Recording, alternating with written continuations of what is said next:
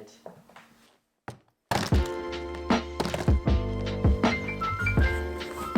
What's up guys, happy new year and welcome back to another video.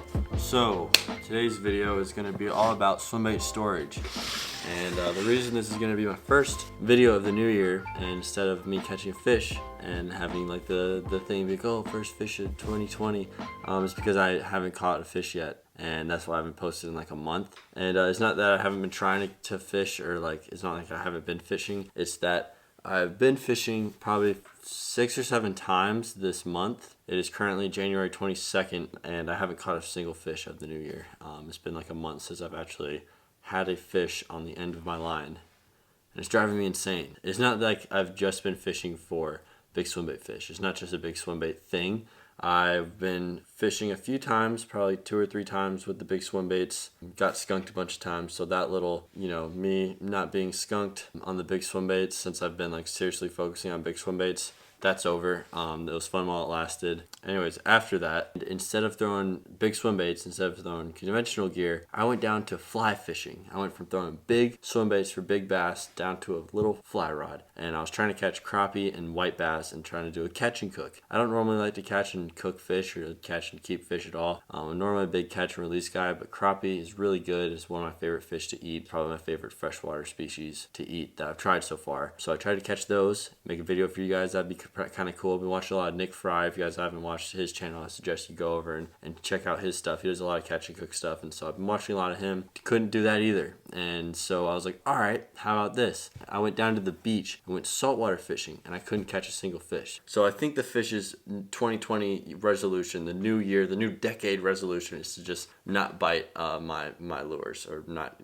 bite anything that I throw at them. So this is where I'm at now. I'm making a video about swim bait storage. So let's get right into it. So for the longest time, I've been kind of struggling with finding a good way to keep my big swim baits stored.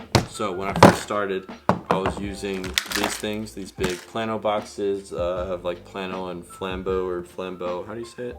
Flambe? I don't know, it's French or something. I was using both of these. They work good.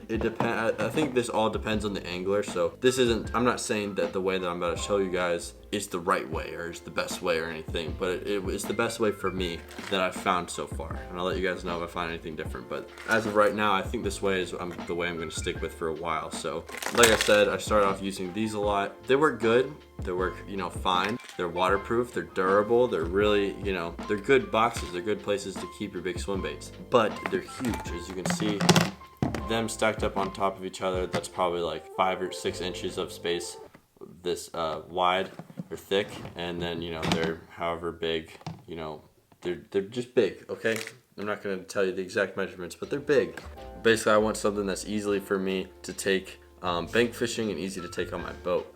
And so I was in Bass Pro the other day and I stumbled upon this thing. This is the Cabela's, I don't remember the name. I can't remember the name of it. It's like Cabela's tackle binder or something like that. I'll leave the name of it. I'll put the name of it right here. I'll look it up and I'll put the name of it right there.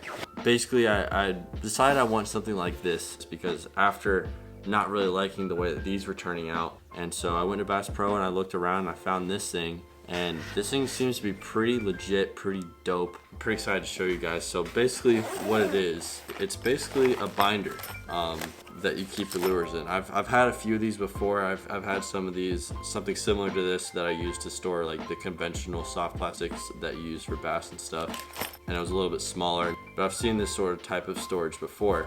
And I actually really like it for big swim bait. I found this one, it's a little bit bigger, it's a little bit higher quality than some of the other ones I found. Some of them, they just had like plastic bags. You could easily use those, but I like this because they have nice high quality, durable bag pouches with zippers on them and stuff that I can keep my baits in a good amount. Let's see, 1, 2, 3, 4, 5, 6, 7, 8 pouches. It actually came with 10. There's 2 that were like kind of cut in half for whatever reason, for whatever baits or whatever. Obviously I didn't keep those in there because I didn't have any baits that would fit in those little pockets. So you would have 10, but there's only 8 of these big ones. I found it in the Bass Pro Shops and I was like, yo, this is dope. Looked at the price, it was like 30 bucks, and I was like, all right, I'm gonna try this out, see if I like it. It's great. It has little storage compartments on here, little pouches, both sides. So I flip it around and it has it on that side too. I think I have a total of like 20 baits,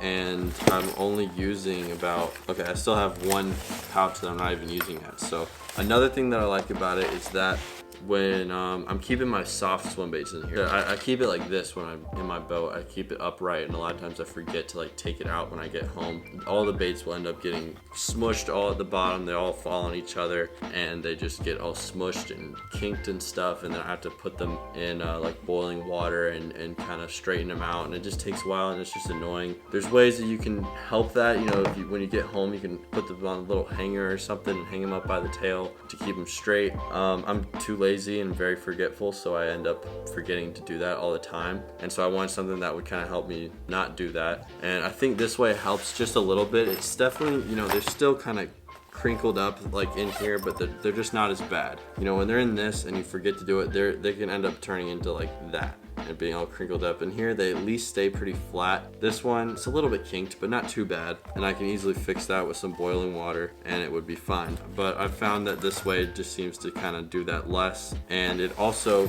keeps them all in one place. You know, when I have this zipped up like this, it keeps them all kind of, you know, it's definitely a little bit full, you know, it's kind of, you know, bulging out at the sides, but it keeps them all in one place so they don't, you know, fall down to the bottom and get kinked up and stuff. It keeps them all in one place, and I like that a lot. So another thing about this that I'm gonna add is that the hard baits with treble hooks and stuff in them, this stuff isn't hook proof. Hooks can easily go through this. Let me see if I have any that are sticking through right now. I have one right here, you can't really tell, but hooks will go through this stuff, and so what I'm gonna eventually get are something like this.